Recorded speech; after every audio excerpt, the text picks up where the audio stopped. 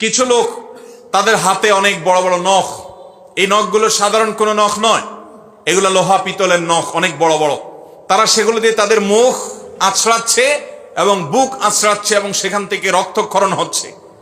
তাদের এই নির্মম শাস্তি, এই কষ্ট, এটা স্বয়ংক্রিয়ভাবে হচ্ছে এবং তাদের এই জ্বালা যন্ত্রণা কষ্ট হচ্ছে, এটা তারা ইচ্ছাকৃত করছেন তা নয়, বরং অটোমেটিক সেট হয়ে আছে যে তাদের এই হাতের থাকা লোহা বা পিতলের নখ দিয়ে তাদের নিজের মুখ নিজেরা খাবলাচ্ছে, নিজের বুক তারা খাবলাচ্ছে, ছিলে ফেলছে এবং সেখান থেকে রক্ত ঝরে পড়ছে, কষ্ট হচ্ছে।